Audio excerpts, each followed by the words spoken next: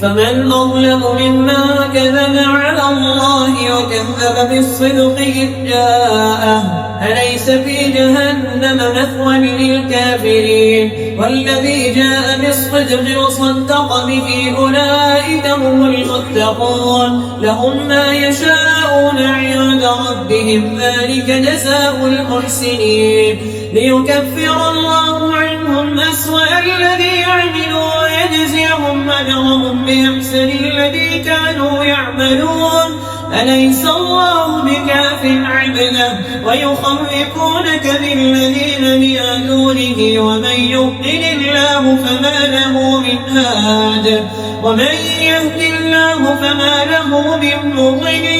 أليس الله بعزيز ذي انتقام ولئن سألتهم من خلق السماوات والأرض ليقولن الله قل أفرأيتم ما تدعون من دون الله إن أرادني الله بضر هل هن كاشفات ضره أو أرادني برحمة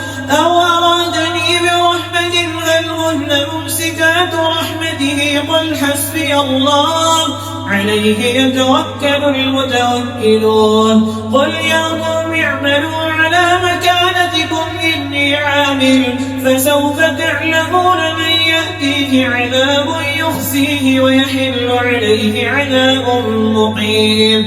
إنا أنزلنا عليك الكتاب للناس بالحق فمن اهتدى فلنفسه ومن ضل فإنما يضل عليها وما أنت عليهم بوكيل الله يتوفى الأنفس حين موتها والتي لم تمت في منامها فيمسك التي قضى عليها الموت ويرسل الأخرى إلى أجل مسمى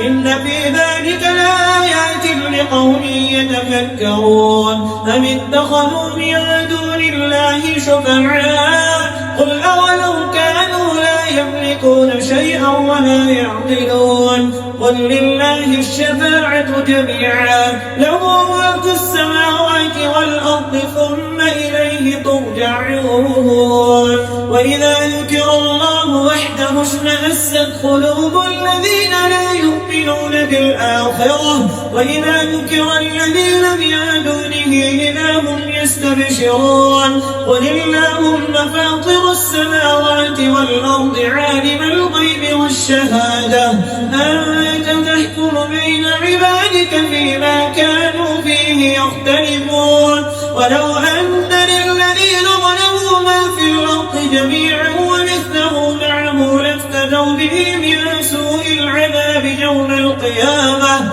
وبدا لهم من الله ما لم يكونوا يحتسبون وبدا لهم سيئات ما كسبوا وحاق بهم ما كانوا به يستهزئون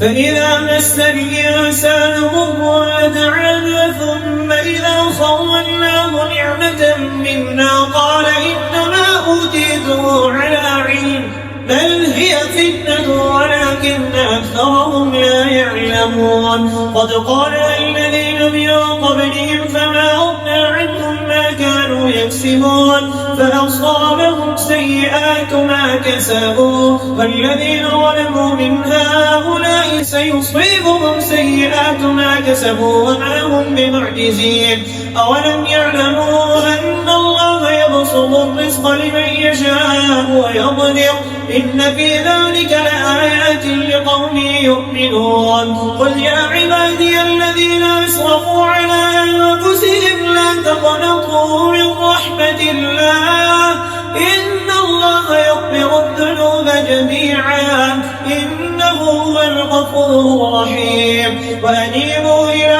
ربكم وأسلموا له من قبل أن يأتيكم العذاب ثم لا تنصرون واتبعوا أحسن ما أنزل إليكم من ربكم من قبل أن يأتيكم العذاب بغتة وأنتم لا تشعرون أن تقول نفسي يا حسرة على ما فرطت في جنب الله وإن كنت لمن الساخرين أو تقول لو أن الله هداني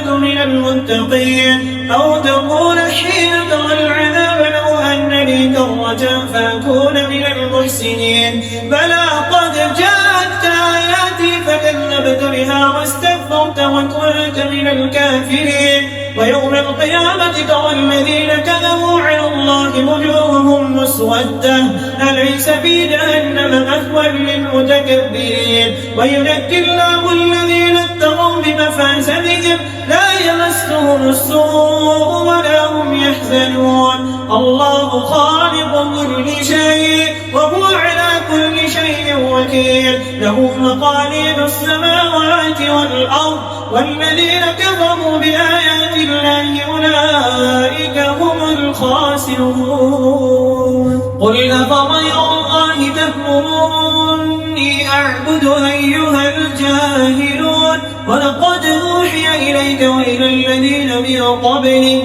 لئن أشركت ليحبطن عملك ولتكونن من الخاسرين بل الله فاعبد وكن من الشاكرين وما قدر الله شق قدره والأرض جميعا قبضته يوم القيامة والسماوات مطويات بيمينه سبحانه وتعالى عما يشركون ونفخ في الصور فصعق من في السماوات ومن في الأرض إلا من شاء الله ثم نفخ فيه أخرى فإذا هم قيام ينظرون وأشرقت الأرض بنور ربها ووضع الكتاب وجيء بالنبيين والشهداء وقضي بينهم بالحق وهم لا يظلمون ووفيت كل نفس ما عملت وهو أعلم بما يفعلون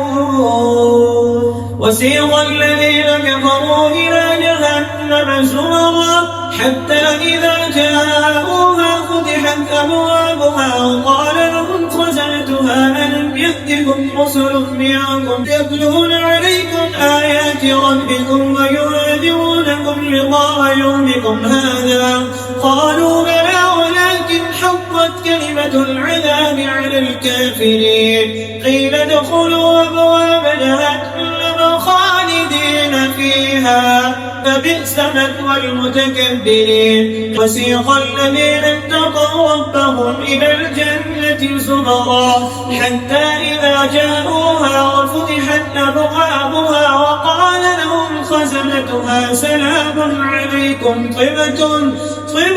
فادخلوها خالدين وقالوا الحمد لله الذي صدقنا وعده ونورثنا الأرض نتبوأ من الجنة حيث نشاء فنعم أجر العاملين وترى الملائكة حافين من حول العرش يسبحون بحمد ربهم وقضي بينهم بالحق وقيل الحمد لله رب العالمين.